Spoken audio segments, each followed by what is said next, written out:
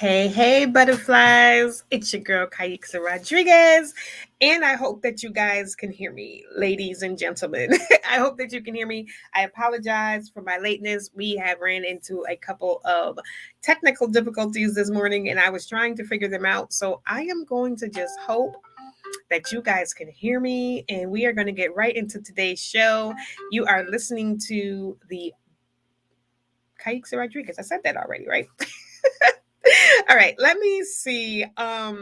Yeah, I don't know what happened, but like I said, I am hoping that you guys can hear me. So yeah, let's find out.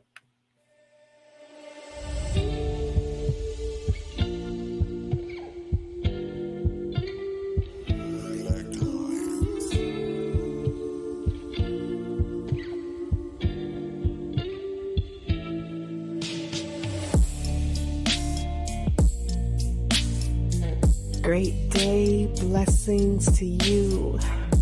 Thank you for tuning in to another episode of Behind the Eye of Kie with your host, Kaixa Rodriguez, aka Diamond Butterfly.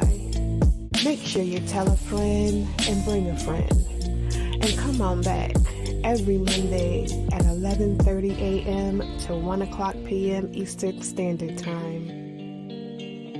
Join me for some hot, candid, informational, and entertaining, sometimes funny, witty conversation about everything under the sun, from music to food to love and laughter, business, and maybe we'll just ramble and chit chat sometimes. I'm glad to have you. I hope you enjoy the show. Let's go.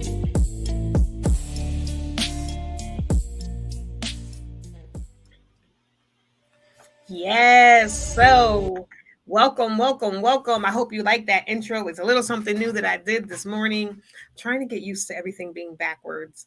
Like, this is my right hand, this is my left hand. So it's really weird.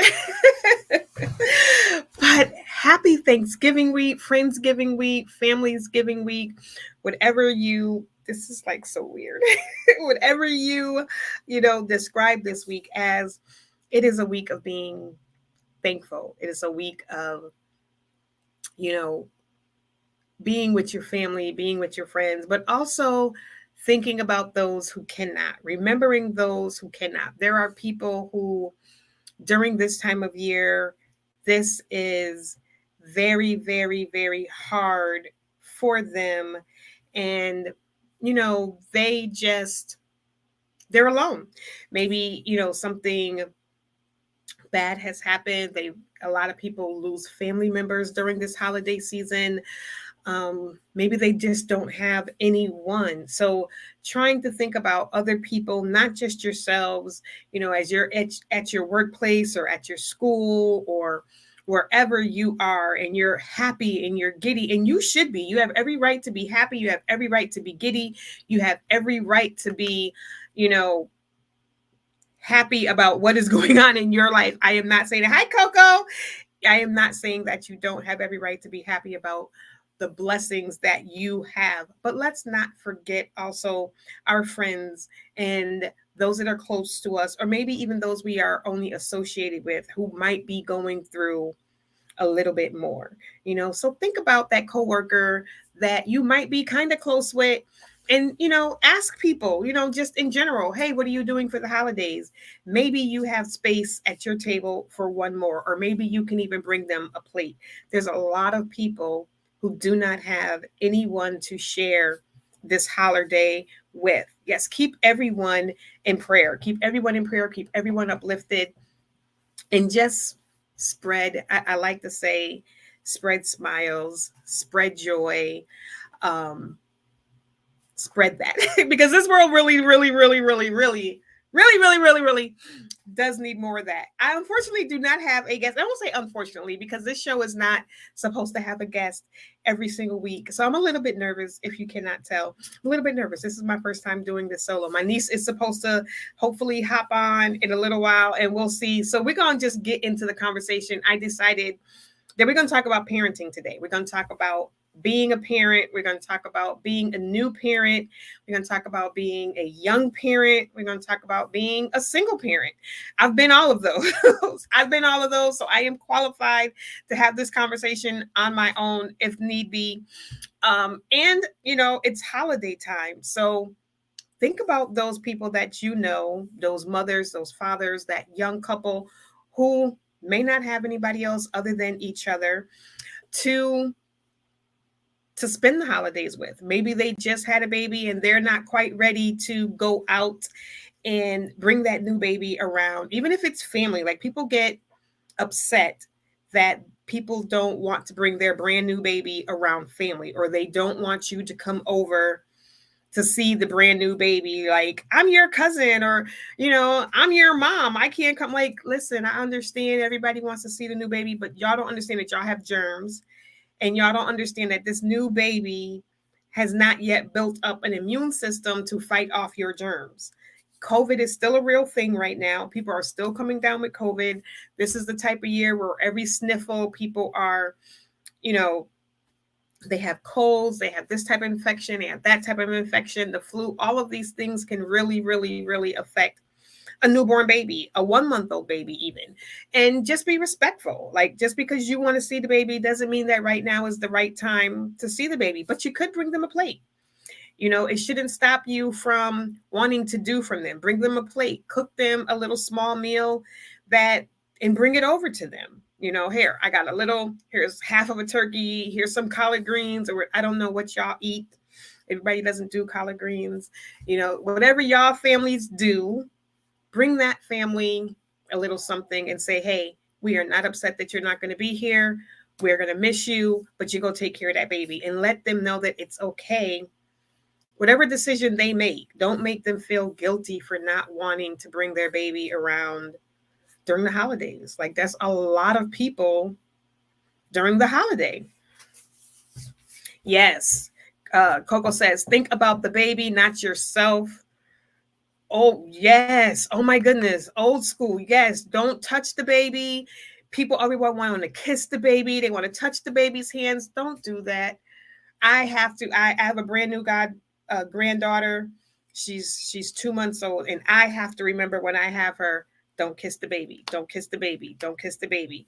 Because listen, my mouth might be clean. I'm not saying I'm doing anything crazy with my mouth, but that's a baby. They have not built up their immune system yet. Like, the babies and the elderly are the most people that are able to get sick. That's not the right word that I'm looking for, but they're the most vulnerable. That's the word I was looking for. They are the most vulnerable to things. So we really need to be protecting our infants and our elderly. Like, be careful. It's okay. If they want you to wash your hands when you first get to the house to hold the baby, wash your hands, sanitize your hands, put a mask on, like, do all of that stuff. Make them feel like anything that they're asking is not, above and out of the realm of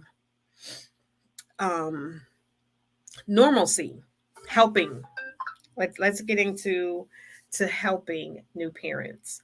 I don't care if they are 15-year-old parents, 20-year-old parents, 30-year-old parents, and nowadays 40, 45-year-old parents. If they are a first-time parent, especially first-time parents, and I want to say especially for young parents, but this can be for anybody. I don't care if they planned it, they went through all of those tests and got all of those injections to have a baby.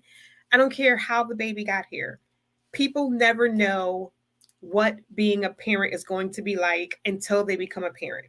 They can read books, they can have babysat for a bunch of people, they could have had their nieces and nephews.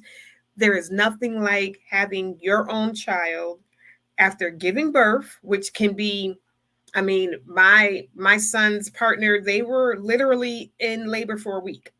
Started on a Tuesday the week before, water broke a little bit, wasn't time yet, went back 3-4 times, but was still in active labor according to the doctor. Was still going, once your water starts to break, there's no turning back, but they don't admit you until you get to a a certain point. A lot of people don't know that. My husband didn't know that. He was like, why y'all keep going back and forth? Like, if he's in labor, why don't they just keep them there? Because they only have so many beds. And so, you have to be at a certain point where they know birth is intimate. Is that the word? Coming up very soon before they keep you. So yeah, your water is trickling, and yeah, you're having contractions, and yeah, you might be dilating, but you're not far enough that we're going to keep you. So when you get to like 4 or 5 centimeters, or your water fully breaks, then they keep you, because there's no turning back. You know what I mean? Other than that, they send you home. Have finished laboring at home until you get to this point. So that can be a very, very long, even if you do it at home, that is long, that is painful, that is exhausting. Like, if you haven't gone through it, you probably don't understand it. Some people will tell you afterwards, oh, it wasn't that bad. And maybe that's the mindset that some of us have in our heads, is that we're listening to people who said, excuse me, it wasn't that bad. Then they turn around and get pregnant again. So you think it can't be that bad if you keep having babies, but God knew what he was doing. And we really don't remember after we give birth.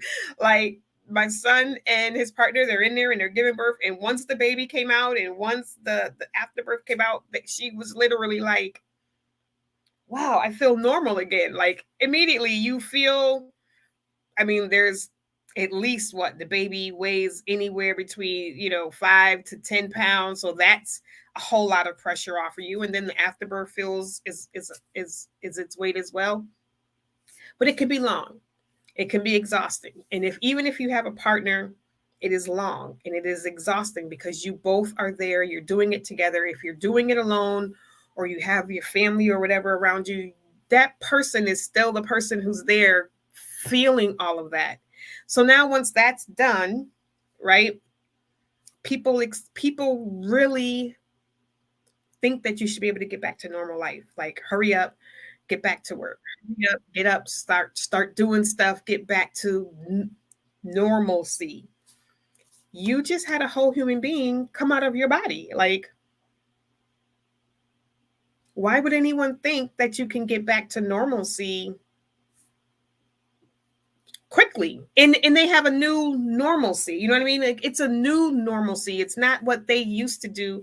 So those first couple of weeks are crucial to new parents. And as I was saying, I don't care how old you are.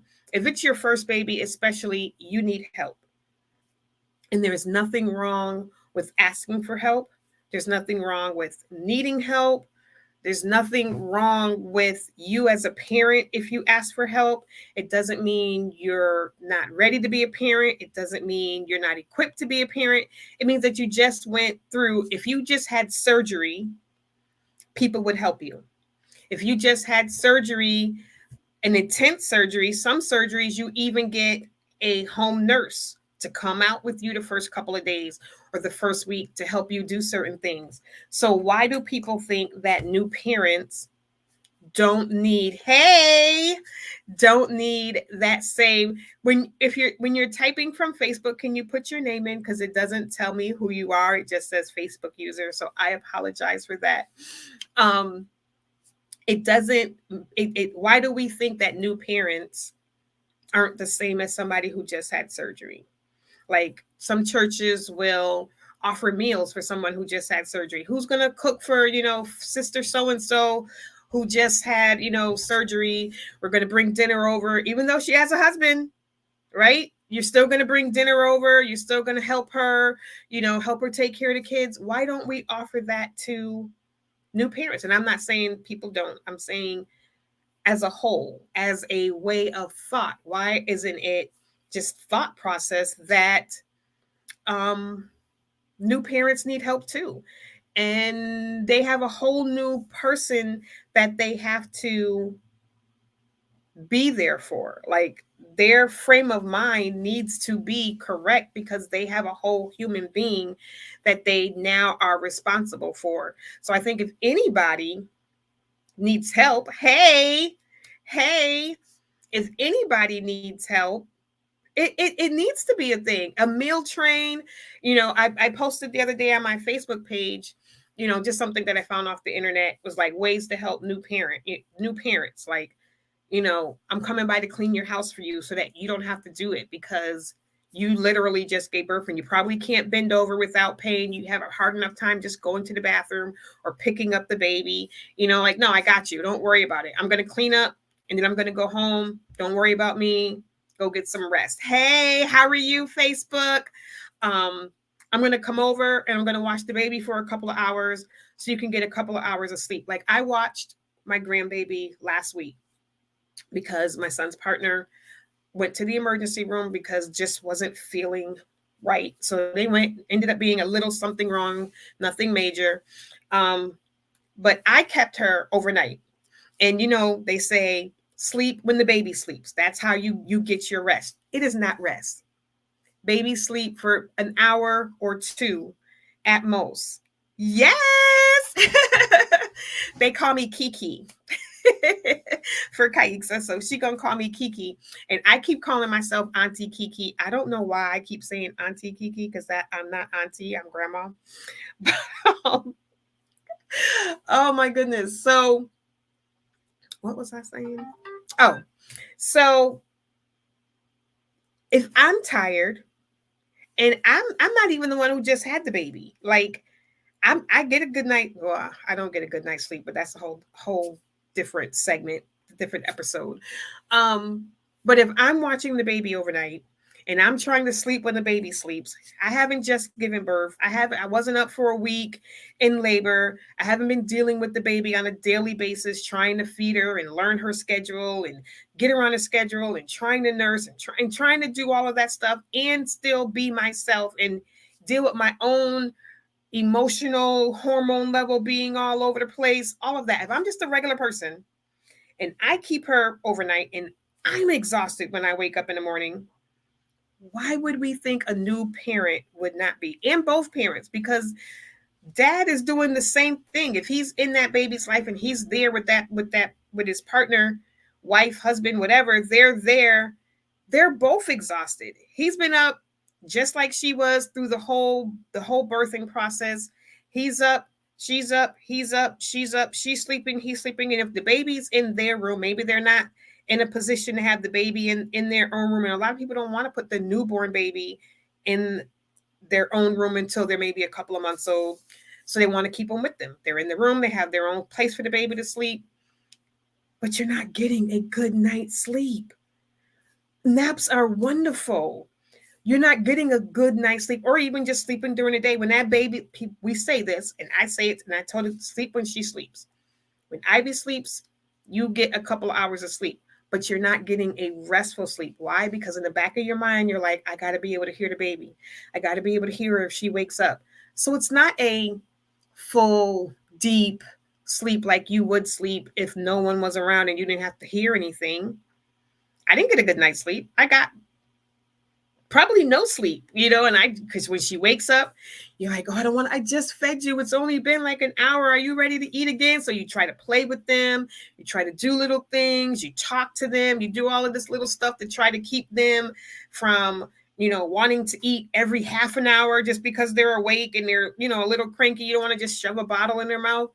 There's all these things that go into taking care of a baby, that until you've done it from birth and been part of that process, you don't understand. And we give grace and we give understanding. Yes, the maternal instincts kicks in. You give grace. We give all of these extenuating circumstances to anyone else who had any other type of surgical procedure. Giving birth is a surgical procedure.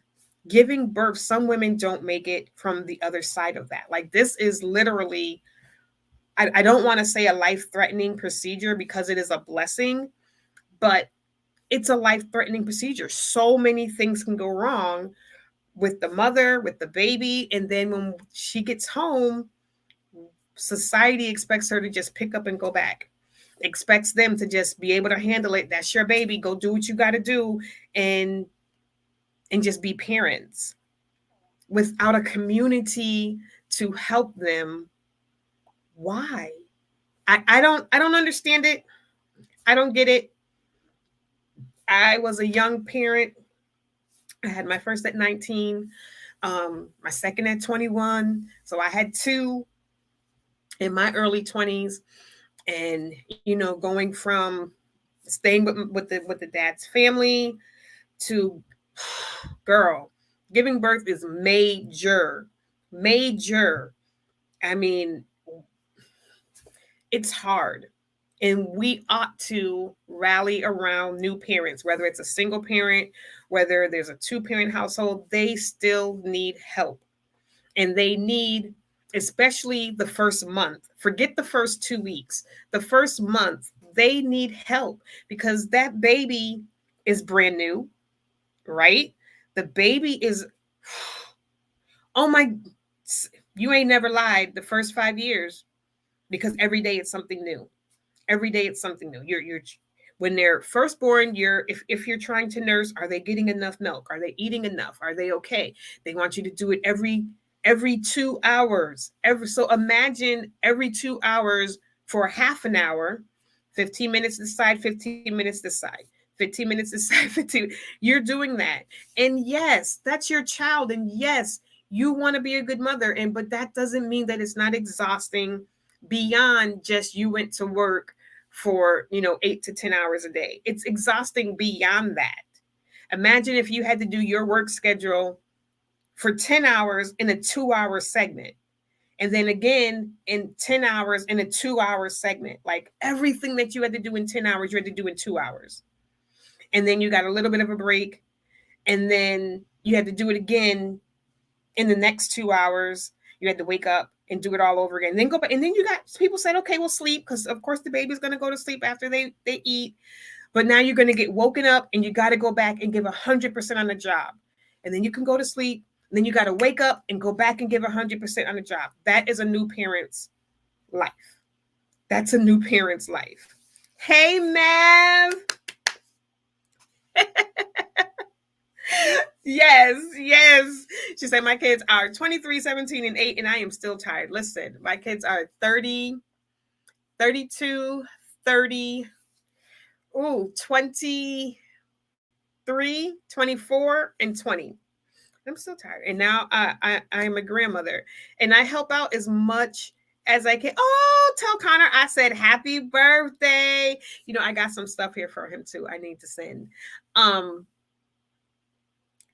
It's exhausting to be a parent. It really is. And we really do need to rally around our parents a whole lot more, our new parents, whether it's their first child or whether it's their fifth child. It doesn't become any less exhausting after child number one. And every child is different. It's not like,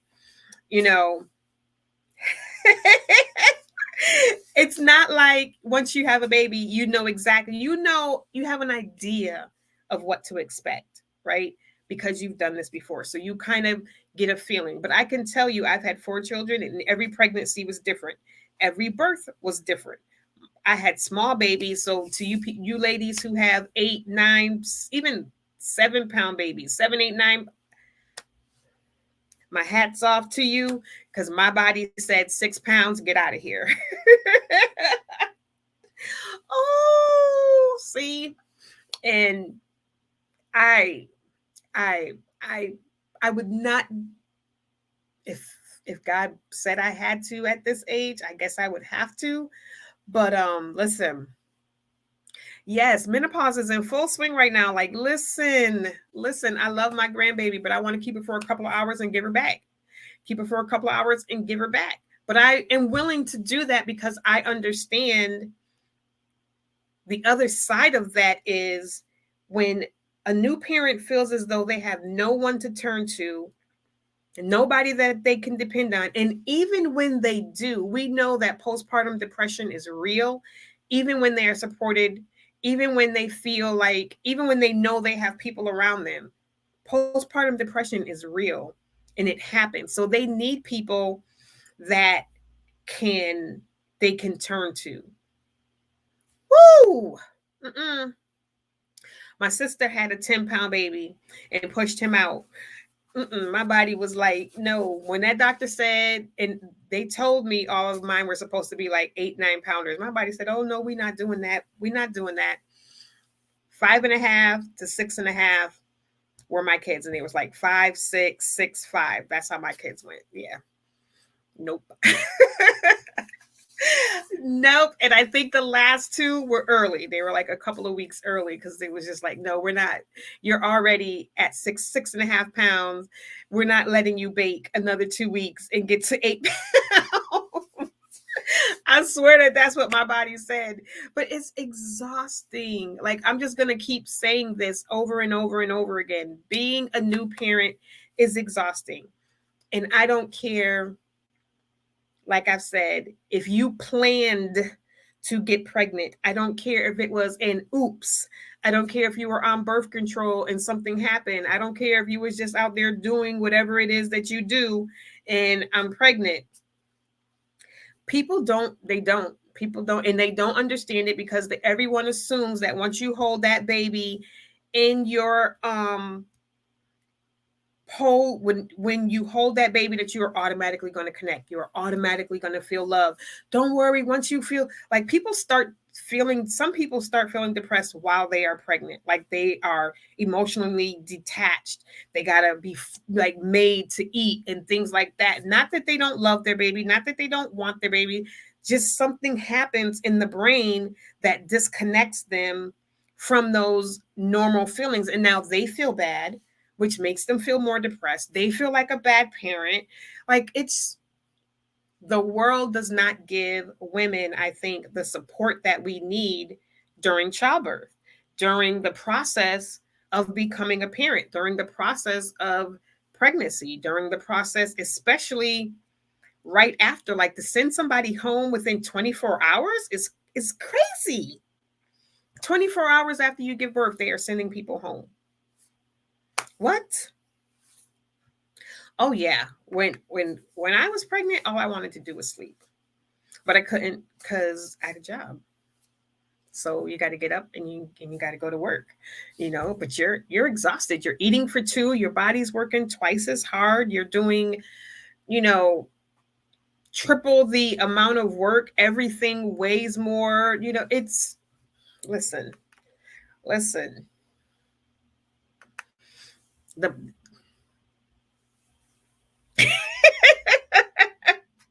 Maverick, you're a mess. You're a mess. Many of us still have postpartum depression with adult children. Listen, sis. Yes. Yes. These kids today, especially this generation right here, right now. This generation right here, they are something else. She is already. Hi, Ben Frank. They are already. Yeah. Oh. Trust me. I know it's the hospital. I definitely know it's insurance. I wouldn't even say it's the hospitals. I'm sure nurses would love to be able to keep you longer. And if doctors could keep you longer, I'm sure that they would too. It's insurance. Got to flip these beds, got to make more money, got to get more people in. The hospital where my son and them had the baby. I remember I had him in another city, but my daughter I had there, and I remember there were these big rooms that you did everything in there. Once they decided that you were going to stay, you got shipped up and you were in that room until you went home. And I think when I had my daughter there, it went to 24 hours. Like, it was, if you went home within 24 hours, you got to have a nurse would come out within like the next 48 hours to just check in on you. And if you stayed, you could stay up to 48 hours. If you stayed 48 hours, you didn't get the nurse. So stay a day, get a nurse to come and check in on you. Stay 2 days, you're on your own. And oh yeah, it's a shame that hospitals that are nonprofit think with a business mindset, and we are just money to them. We're just money to them. I remember when my stepmother had a baby, I think she stayed like 5 days. When I had my first, I think I stayed 3 days. So there's that gappage, from 5 days to 3 days to now 24 hours. Like, there's so many things that could go wrong within your body, and they're not, everything doesn't happen immediately following. So unless you give birth at night, then they push it, because they don't want to keep anybody, which is why they got to stay an extra day, is because they gave birth. They gave birth actually early in the morning, but that there's this test that they want to do, and they have to do it within 30 hours. So 30 hours would have been at like 8 o'clock at night. They didn't want to send them home at 8 o'clock at night, so they got to go home the next day. But yeah, and it's unfortunate. I remember, yeah, I mean, if you can do that, you're gone. If you can go to the bathroom, bye, see you later. Your blood pressure is fine. Go ahead. We'll see you later. But you can have pain and not have a fever. You can have pain and have things be going wrong. Now, if you have a C-section, you go home in 3 days. You go home in 3 days. I believe it's 72 hours after a C-section. And that used to be 7 days.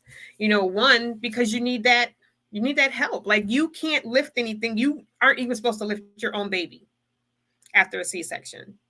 Like, 48 hours after a C-section, 23 hours. Like, it's mind-boggling, but it's all about beds. It's all about beds, that having to flip it over, that we got to get you out of here so we can get the next person in here. We can't have any empty beds.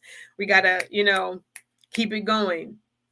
So they want you to keep having babies so that they can keep making that money. It's ridiculous. So I'm like, okay, so if you want to send people home within 24 hours, give them support. And we have to make sure that, well, I know when my sister had C-section, she was not allowed to lift the babies because they were 8-pound babies. She could not lift that baby. So if she was on her own, she'd have been in trouble. If she didn't have support, she would have been in trouble. Right? Can you imagine? They're cutting you open and sending you home. Somebody said 48 hours later.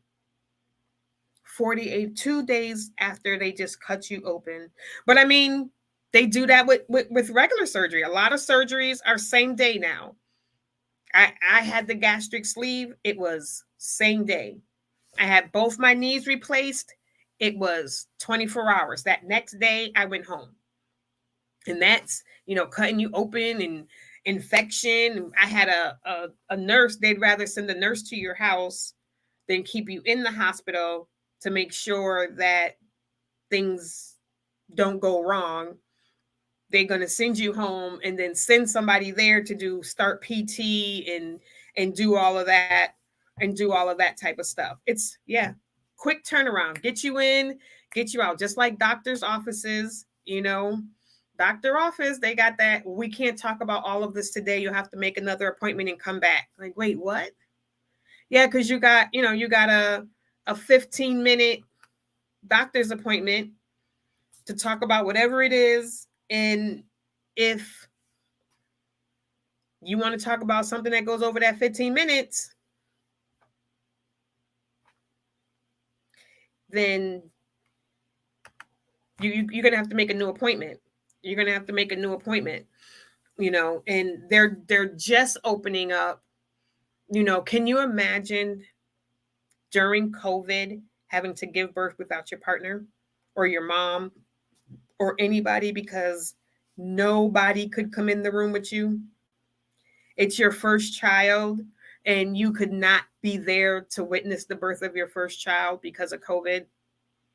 But there's 5 or 6 doctors in there and nurses and everybody else who probably had, no, not here, they could not. Not here, they could not. It was you only. There was no one else. Here, you could not. There was nobody. Nope. Yeah, they're after. Oh, Yeah, it would make sense. You would think one person so that you at least have somebody that you can rely on. Somebody you don't want to go through that by yourself. I was surprised when I heard it was that no one was allowed here. I was like, no one. Like you couldn't have at least one person. They were like, no. Here it was just you, and that was it. No one else could be in the room with you. And to me, that just spoke of so many things going wrong and there being no one to advocate for the person going through. I mean, I hated it when, you were having surgery and you couldn't, my husband couldn't come back with me into that, pre-op room. I hated when they're still not allowing that. They can now come up and wait in the waiting room, but they used to be able to come back with you in the pre-op. They would go get you ready, and then once they got you changed into your gown and all of that type of stuff, your partner or whoever, one person could come back until you actually went away for the yeah, for the surgery. Same thing here. My husband, when I had my surgery, when I had my was it my knee surgery? No, because we had to wait. Yeah, but he wasn't allowed to come back because I got one knee surgery done right before COVID, and then the other one I got done when they lifted things after COVID. So yeah, you'd have to leave. You drop them off and basically say, see you later. They'll call him call him when everything is ready, or when I'm ready, I should say. Hold on a second, y'all. They would call him and be like, okay, you can come and get her now. They'd wheel me down to the front door. That's where he dropped me, and that's where he would pick me up. And that was that. Last year, when I had implant surgery, that's cool. They still haven't allowed that. And I've been in two different hospitals here now having surgery, and he was not allowed to. He is allowed to come into the waiting area now. They have, like where you go in, you tell them your name and all that stuff. He could wait there. Before, he couldn't even go up to there. You had to drop me at the front door. Unless you had an appointment in the hospital, you could not come into the hospital. But now he can at least be in the waiting room, or he can leave. And I always tell him to go do what you got to do, but he can't come into the back room. They still aren't allowing that. Couldn't leave and come back. See, that would be nice if they said, well, you can't go out and come back in. If you're going to stay, you're going to stay. If you're going to go, you're going to go. That would make sense. That would make sense too. Yeah, I wish they would open that up, but our COVID here, I'm in Massachusetts. COVID numbers are starting to rise again here. So I've seen some doctors' offices begin to put the mask mandate back in. They've always said if you have any sniffles or anything like that, to call ahead and let the doctor know so they can decide if they want you to come into the office or not. Allergy season is the worst because everybody thinks you have COVID or you have something bad when, you get the sniffles, and it's like, if I get a runny nose or a fever, you think I have COVID, but I could just have allergies. Like I'm prone, everybody gets seasonal, not everybody, but people get seasonal allergies. So it could just be that. Here, if you have surgery, your person can't leave the premises. That would be nice. Someone else just said the same thing. I think it was Coco. She said the same thing, that he can't leave and come back. He can stay or he can leave, but he can't do both. So that would be nice too if they would say that. Like, listen, he can come in, but he can't go back, back and forth, especially in the surgery ward. That would make sense.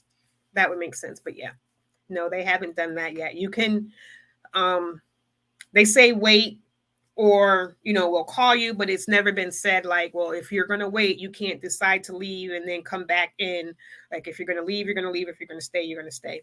Normally he just leaves, goes and runs some errands, and then they call him when I'm in the recovery room to let him know, hey, she'll be ready in about a half an hour.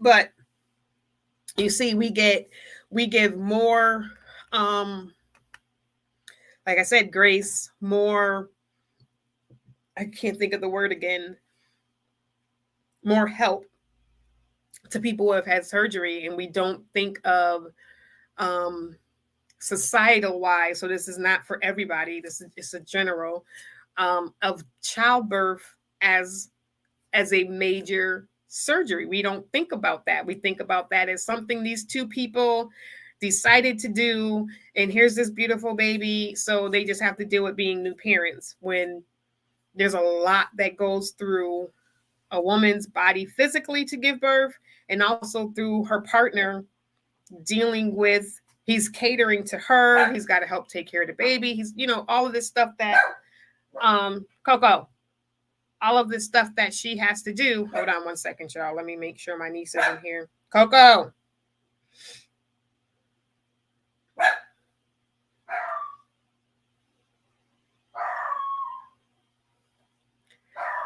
Give me 1 second. So I'm going to, my niece is at the door. So let me go open the door for her. While I do that, I am going to play a little bit of some music while I go and answer the door.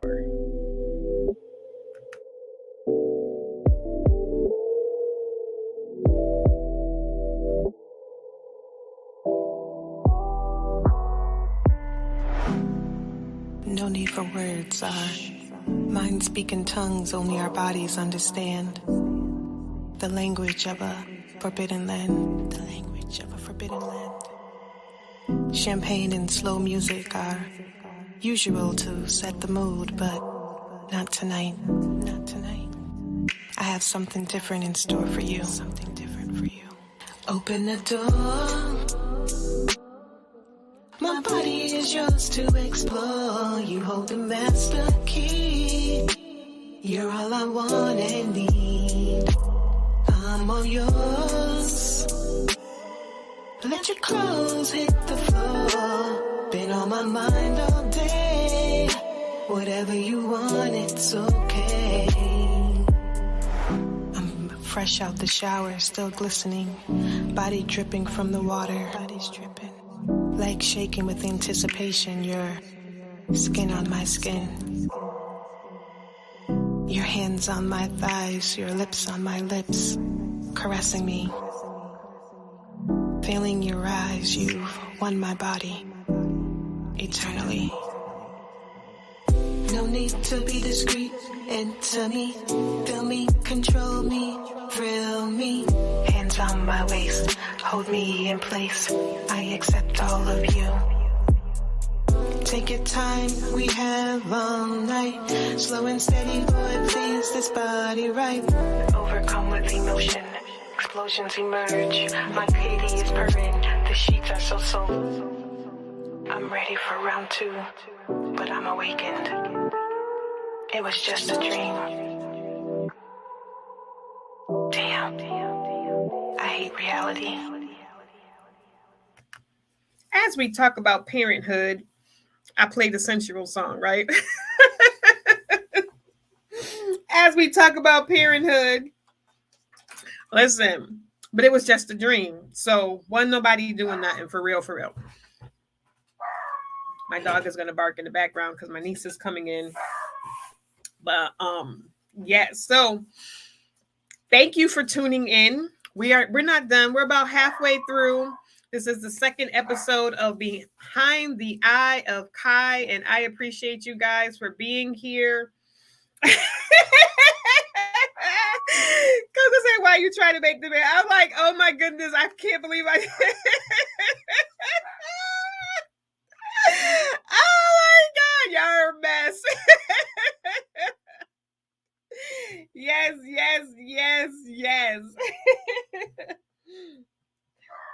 Go tell your son to be quiet. So, yeah, so you can hear the puppy in the background. Thank you. Y'all can check me out. Caixa Rodriguez. I have an album. Actually, it's not an album. It's an EP. Out right now, streaming anywhere you stream music. Oh my goodness. You can check me out. Ace.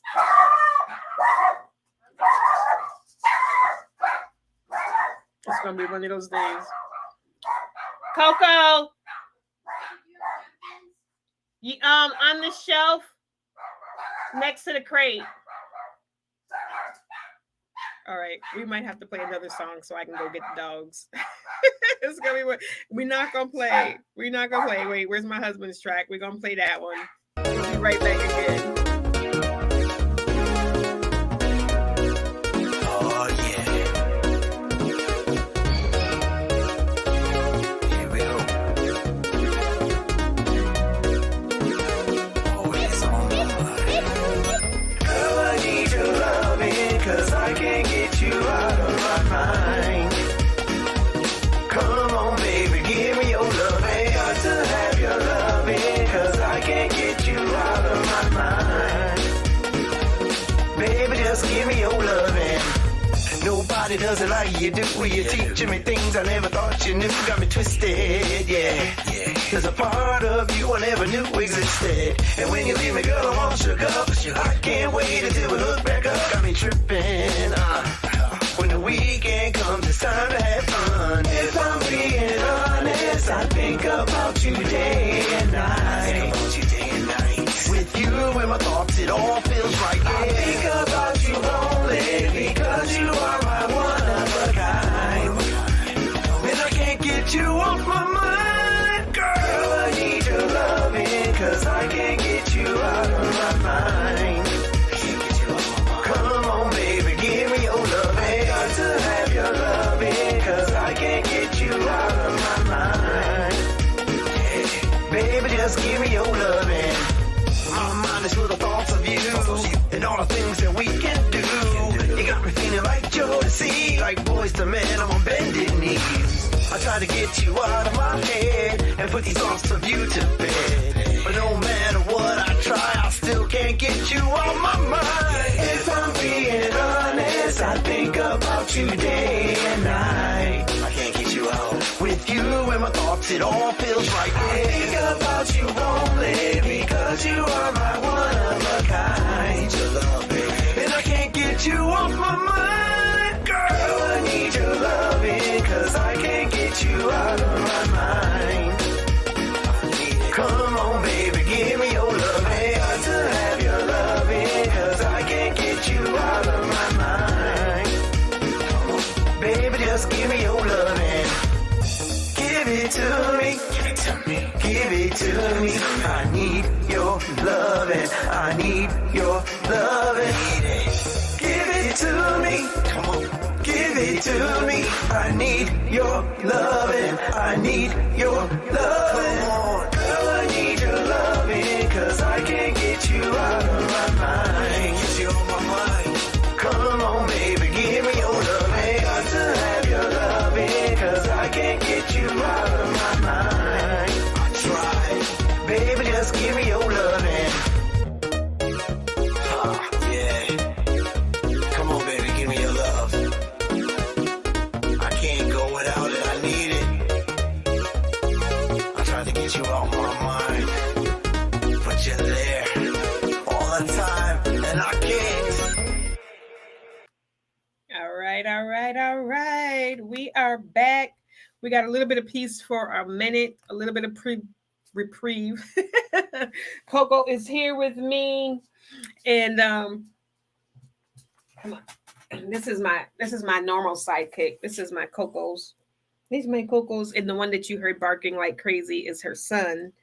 Yeah, he's all bark though. He is all bark because if she come near him, he gonna be whining to get away. But yeah, he's all bark.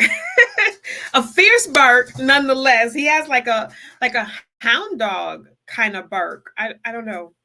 But yeah, he is his father's child. He 100%. Coco is very calm. If you knock on the door, she will make noise. But if I tell her to stop, she will stop. Ace, on the other hand, no. Ace is very, very, I'm going to do what I want to do. You can't make me stop. I don't know who you think you're talking to type of dog. He is his father's child who lives on the first floor with my sons. But yes, so as I was saying, I was going to take a break anyway about this time because we're about halfway through, and I may not do the full hour and a half today. I may only stay until, I don't know. We'll see. We'll see if the conversation is continuing to go. But I wanted to say that Make sure that you follow Trailblazers Radio. That is the um, parent platform that I am on. This is being streamed through Trailblazers Radio. You might be seeing me on my Facebook page, on my page, on Diamond Star Entertainment on Facebook or YouTube. You might be seeing me on any different platform, but we are streaming via Trailblazers Radio. So make sure that you look up Trailblazers Radio on StreamYard, on Facebook, on Instagram, on YouTube. Make sure that you look them up and that you follow and that you, it's okay, that you follow and you subscribe to their channels on everywhere so that you will also be able to get an idea of there's other shows. I'm sorry, I am sidetracked with the with the with Ace because my niece just came back in. So I am going to have to shut this down because he's not going to stop, especially since I'm not out there and she's got the baby with her daughter with her, and I don't want her to get scared. So I am going to shut this down, but I do want to thank you guys for tuning in. We did at least do an hour, which is awesome. And I appreciate you guys so very much. We will be back on Wednesday, but there's another show after me sometime this afternoon. I think there's a show on Tuesday. And then on Wednesday, it is Sofa Chats with T and K, which is me and Tony. And we will be back. And if you would like to be a guest on my show or his show or any of the other shows on the Trailblazers Radio Network, make sure that you reach out and let one of us know because we would love to have you as a guest. Talk to you later. Enjoy your day. Enjoy your holiday. Most definitely. Remember to spread some love this week. Reach out to people. Make sure people are doing well. And if there's any way that you can help them and it is within your power, do so. Talk to you guys later.